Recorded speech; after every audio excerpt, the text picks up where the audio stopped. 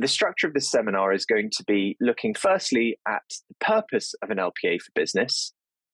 I'm not going to spend very long defining what it is, because hopefully you already know what an LPA is and you already know what a business is.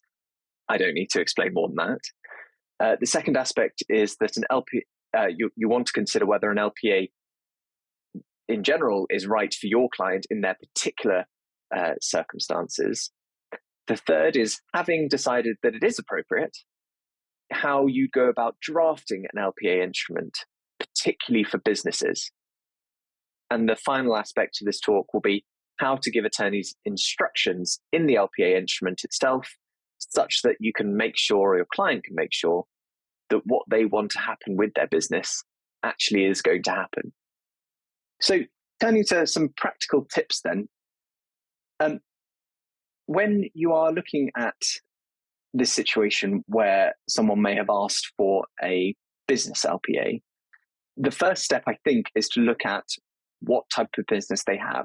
As we've already talked about, that will dictate in 8 out of 10, 9 out of 10 circumstances as to whether this sort of arrangement will be useful for them. Because if it's not going to be useful because they think they're going to lack capacity and the business doesn't allow them to continue operating if they lack capacity, there's no point appointing someone because they're not going to have anything to do.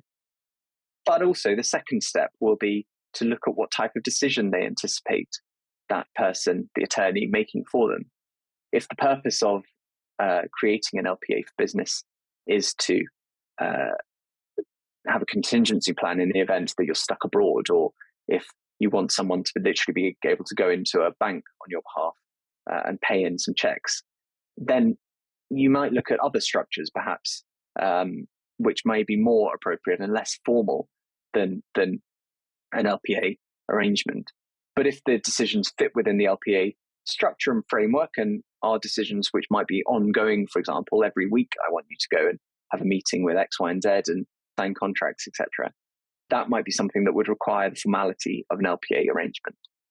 And also, of course, you get the document and the letters from the OPG saying you're authorized to make these decisions. So it's often useful, particularly for institutions like banks, to have that physical proof that the attorney is authorized to make decisions, rather than an email or something which may not be accepted by a particular institution.